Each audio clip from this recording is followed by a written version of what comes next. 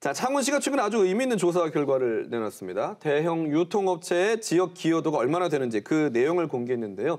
지난해부터 창원시가 평가 기준을 만들고 다양한 방법들을 제시한 결과 대형 유통업체 지역 공헌도가 상승했다고 합니다. 하지만 여전히 좀 기대치는 못 미친다 이런 목소리가 나오고 있는데요. 그래서 준비한 두 번째 감시 리스트. 같이 살자 대형 유통업체입니다. 창원시가 중요한 성적표를 하나 발표했습니다. 일명 창원시의 대형 유통업체 지역 공헌도. 이런 성적표가 나오게 된 계기가 뭘까요? 예, 작년에 창원시가 전통시장과 소상공인을 보호하기 위해서요. 대형 유통업체 16곳에 대한 지역 기여도를 조사를 했습니다. 네. 예, 그러면서 유통기업 상생발전 계획안이라는 것을 만들었는데요. 그 내용 중에 좀 참신한 게 있더라고요. 그러니까 각각의 업체를 평가하는 기준으로 상생 협력 가이드라인이라는 것을 함께 제시했죠. 네. 예.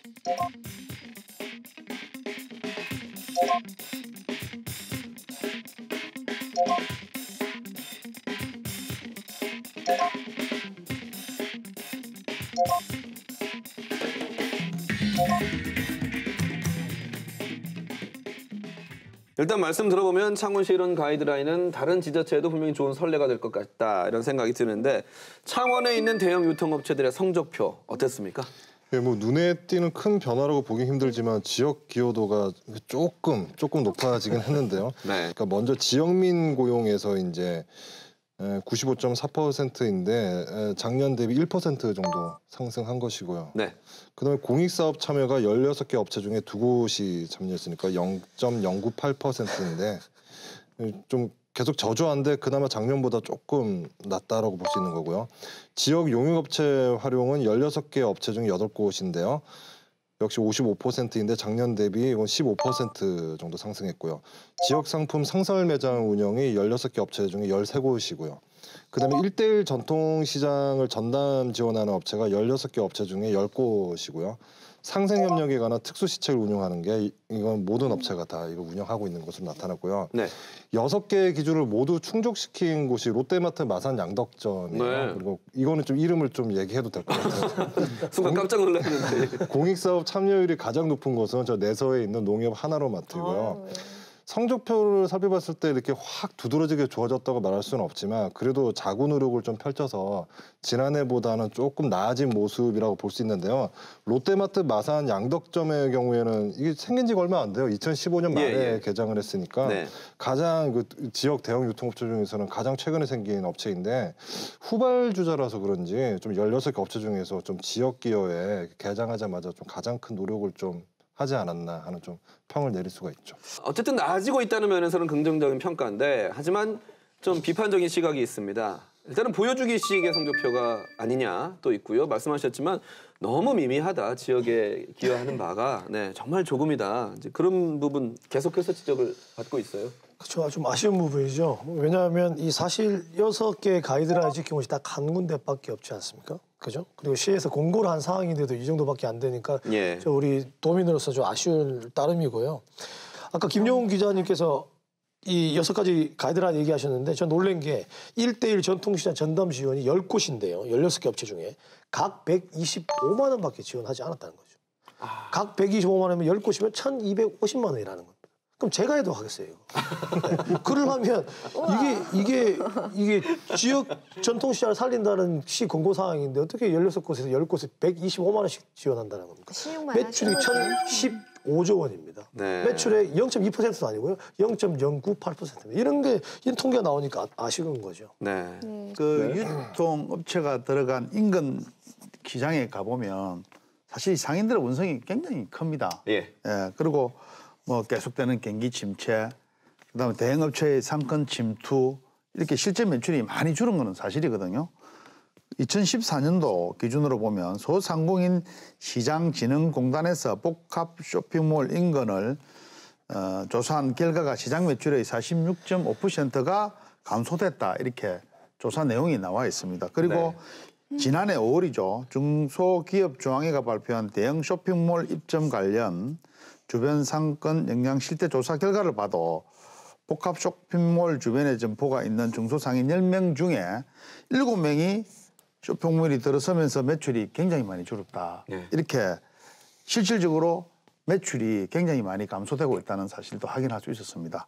그럼에도 불구하고 일단 지금 창원시가 대형 유통업체들의 지역 기여도를 높이겠다 이렇게 나선 거는 분명 잘하고 있는 건 맞습니다. 그리고 앞서 말씀해 주셨던 지역 가이드라인 상생 협약에 나아가서 좀 더 강력한 제재 방안도 준비하고 있다고 합니다. 네. 우리 저 창원시 지역 대규모 점포하고 준 대규모 점포 70%를 대형 유통업체가 장악하고 있습니다. 사실은 실제로 이것이 뭐냐면 지역 경제를 잠식하고 있다는 실정입니다. 네. 실정인데 대형 유통업체 영업 규제 확대 및 지역 상권 상생 협력에 관한 이행 강제 수단 확보가 저는 필요하다고 저는 봅니다. 보는데 지금 월 2회로 휴무가 돼 있거든요. 예. 이것도 업무 휴무일을 2회 이상 늘려야 됩니다. 저는 그렇게 보고 또 사전에 입점할 사항에 명확한 규정을 주어서 어떤 물건을 파는 거는 좀 못 팔게 한다든지 품목 제한을 둔다든지 이런 것도 우리 지역 경제 전문가들하고 좀 의논을 해서 상권 영향 평가서 그다음에 지역 협력 계획서 등을 좀 검증을 해서 철저하게 대규모 점포 입점을 했을 때 제한을 주는 방법에 대해서는 진짜 강구를 좀 해야 되지 않을까 저는 이렇게 생각을 합니다. 그러니까 어떤 가이드라인이나 강력한 제재 방안도 고려할 수 그게 필요한 건 맞아요. 맞는데 중요한 건 뭐냐면 실효성이죠. 예를 들면 의무휴업일 같은 경우에도 의무휴업을 하게 된 후에 전통시장 매출이 그렇게 증가한다거나 한 게 아니라 오히려 줄고 있는 상황이라는 데이터도 있어요. 그래서 의무휴업이 전통시장의 매출 증가에 큰 기여를 하지 않는다라는 것이죠. 그러니까 좀 다른 방안이 없는지 또 오히려 소비자들의 또 불편만 커졌다는 조사 결과도 있고요. 그러니까 요즘 경기 불황으로 또 대형 업체도 이렇게 앓는 소리를 내잖아요. 매출이 줄어들었다고 하고 있는데 조금 더 이게 규제라는 게 어떤 전체 파이를 줄이는 규제가 아니라 적어도 어느 한쪽 확실하게 좀 키울 수 있다 하더라도 좀 실효성 있는 규제를 좀 생각해 봐야 하지 않을까 그런 생각이 듭니다. 또 지금 이것은 이제 눈에 보이는 거라면 눈에 안 보이는 것 중에 하나가 이제 세금 문제 아니겠습니까? 우리 시도민들은 잘 안 보이는 것 중에 하나가 세금인데 그래서 항상 나오는 얘기가 이 대형 유통업체의 현지 법인화입니다. 네, 지역화를 시키자라는 거 아니겠습니까? 지금 어떻습니까? 우리 창원시의 분위기, 경남도의회에서는 이런 움직임이 나오고 있나요? 사실 우리 경남도의회에서 이런 부분을 타치할 수 있는 그런 범위가 없더라고요. 제가 조사를 해보니까 조사가 없는데 지금 현지 법인화 성공한 케이스가 하나 있습니다. 우리가 강주 신세계백화점 그리고 대구 신세계백화점 얼마 전에 개장했죠. 현지 법인화를 이렇게 했더라고요. 이렇게 하고 나니까 수천억 대의 자금이 지역 금융기관에 예치료가 됩니다. 그러니까요. 그리고 사회공헌대에서도 적극적으로 나서면서 아마 지역 기업에 좀 사랑을 이렇게 받게 되는 것 같더라고요.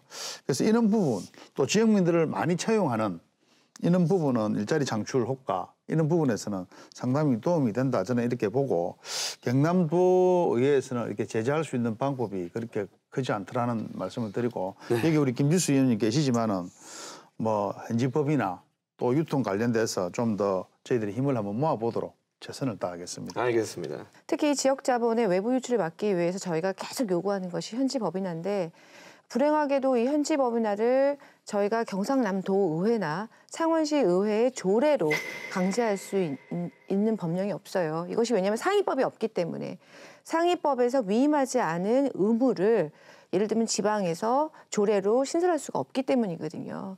그래서 현지 법인화의 노력은 지역에서 할 수 있는 문제가 아니고요. 이것은 국가 차원에서 해결될 부분이라는 생각이 들고요. 그리고 지난 2012년 저희가 유권자들이 기억하실지 모르겠지만 저희가 그때의 대통령 선거 공약을 보면 여당이고 야당이고 공의 경제 민주화를 공약에 넣었습니다. 그럼에도 불구하고 그것이 법령으로 정되지 않았던 것이 문제이죠. 어떻게 보면 지난 시기에 보면 헌법이 없었던 것이 아니라 지금까지 대한민국은 자본 권력이 정치 권력의 우위에 있었기 때문에 문제인 거죠. 그러니까 법 제정을 말씀하셨는데요. 사실 이런 대형 유통업체가 지역 상권을 독식하는 구조를 하루아침에 바꿀 수는 없을 겁니다. 하지만 분명히 이렇게 발전적으로 또 상생할 수 있는 구조를 우리가 만들어 나가야 되는데 말씀하셨지만 조금 더 이 근본적인 대책 뭐가 있다고 생각하시는지 조금 더 마지막으로 한 말씀 드릴까요? 전 촌에서 자랐기 때문에 이 지역 상권, 골목 상권의 중요성을 정말 많이 알거든요. 그래서 고민을 정말 많이 했습니다. 저는 오늘 간단히 3트랙 준비했습니다.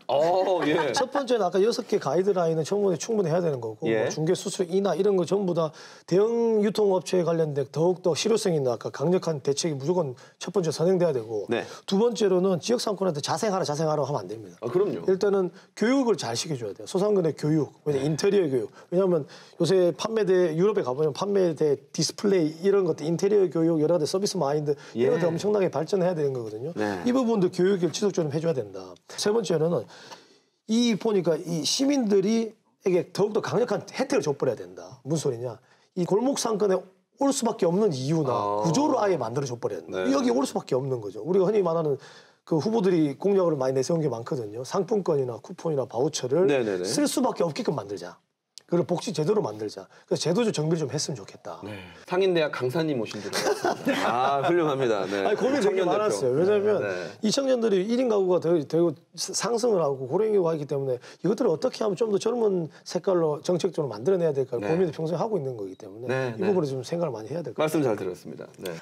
사실은 앞서도 제가 말씀드렸듯이 그 원칙이 정확하게 경제민주화의 원칙이 헌법에 명시되어 있는 경제민주화의 원칙은 바로 상생인데 이것이 사실 법령으로 지켜지지 않으면서 너무 많은 지금 폐의를 가져오지 않았나라는 아쉬움이 들면서요.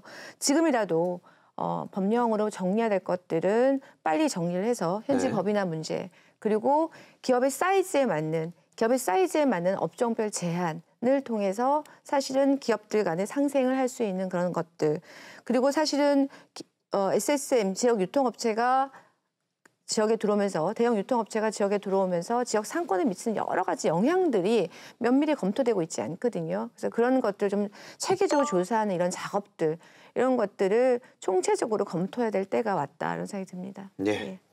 저는 아까 강 수장님이 그 얘기했던 아이디어가 되게 참 고민 되게 많이 하신 것 같아요. 되게 좋다고 생각하고요. 예. 그러니까 지금 규제가 필요하죠. 상생을 하기 위해서는. 근데 이게 실효성 있는 규제가 필요한데요. 여기서 실효성이라 함은 어느 한쪽을 죽여서 어느 한쪽을 살리는 규제가 아니라 서로가 공생할 수 있는 그러니까 전체 시장의 파이를 줄이는 게 아니라 파이를 더 키우면서도 다 같이 공생할 수 있는 그런 규제가 필요하고요.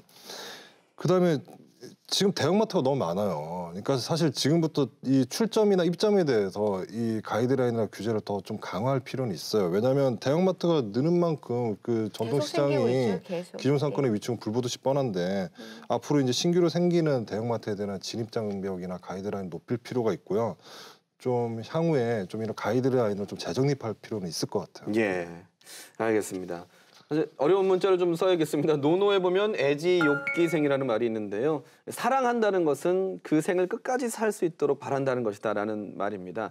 정말 이 장기 경기 침체 속에서 모두가 어렵다 하는데 대형 유통업체와 지자체가 이 말에 좀 참뜻을 기억했으면 좋겠습니다.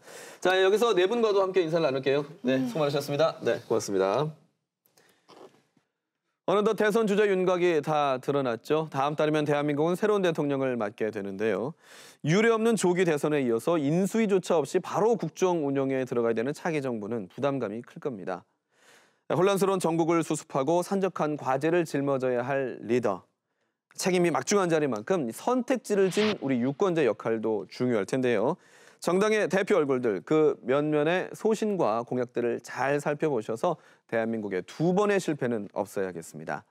350만 경남도민이 모두 현명한 감시자가 되는 그날까지 저희도 함께하겠습니다. 시청해주신 여러분 고맙습니다.